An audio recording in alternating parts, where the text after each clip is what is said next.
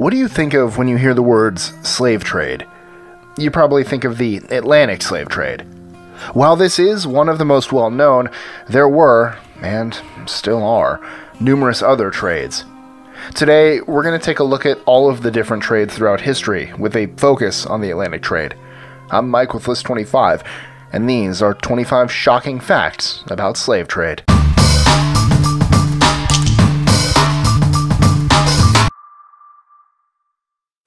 25. One of the first mentions of slavery was in the Mesopotamian Code of Hammurabi, circa 1860 BC. It's worth noting that besides not having a written language, slavery wasn't too popular with hunter-gatherers because it required social stratification. 24. Since the beginning of civilization, post-hunter-gatherers, slavery has played a huge role in society, from the building of the pyramids in Egypt to indentured servitude in England. In fact, at the turn of the 19th century, an estimated 3/4 of the world was trapped in bondage against their will, some form of slavery or serfdom. 23. The first large-scale slave trade was the Arab slave trade.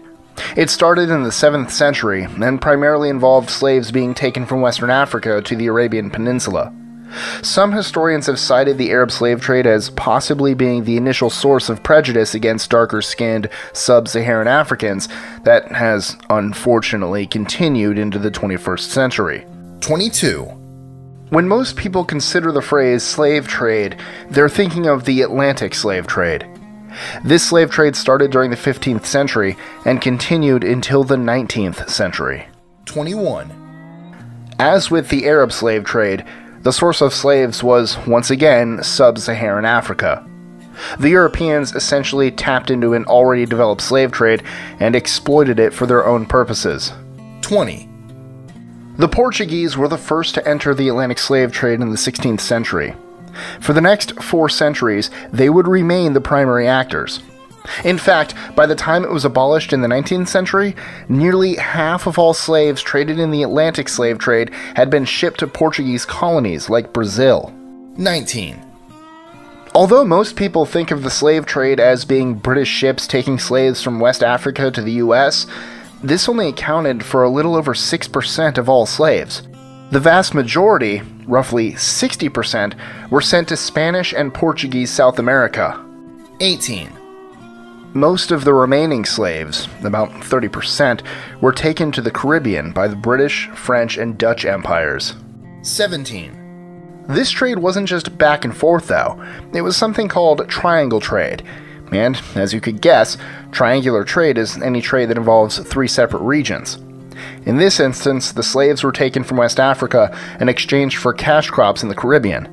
The cash crops were exchanged for manufactured goods in New England, and then the manufactured goods were once again exchanged for slaves in West Africa. 16. Although the British North American colonies were not a major destination region for slaves, apart from the plantations in the South, the colonies benefited massively from selling their manufactured goods to slave traders. 15. Historians estimate that approximately 12 million African slaves entered the Atlantic trade between the 16th and 19th centuries. About 1.5 million died on the ships during transport, and 10.5 million were sold into slavery, mostly in the Caribbean. Another 6 million were sold to Asian slave traders, and yet another 8 million were destined for slave markets on the continent of Africa itself. 14. About 4 million more slaves died during forced marches to the coasts of Africa.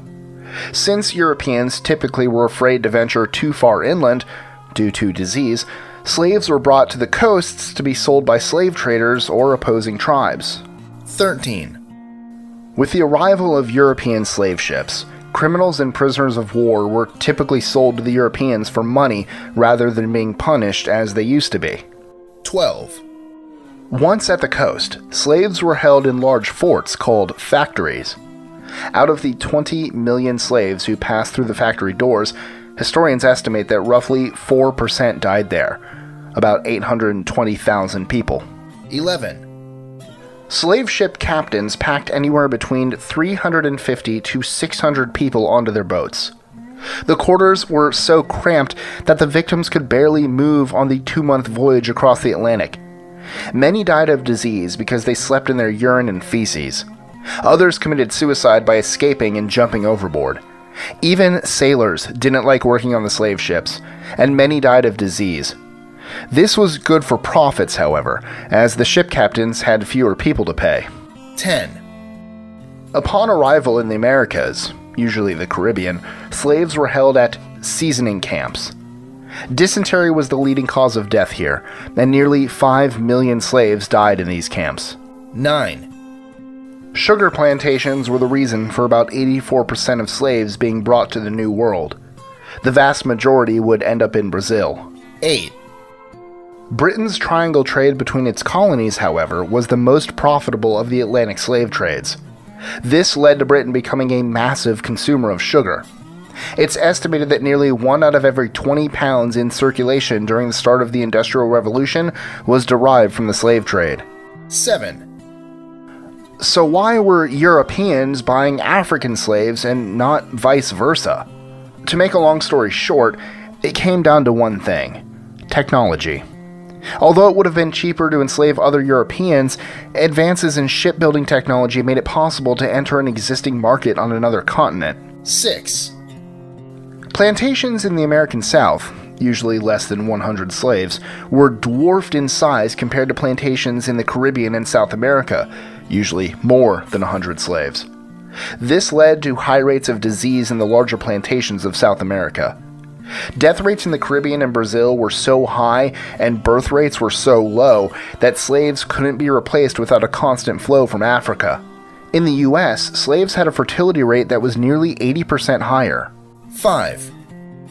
By 1825, the high fertility rate among slaves in the US led to nearly 1/4 of all black people in the New World living in the United States. 4.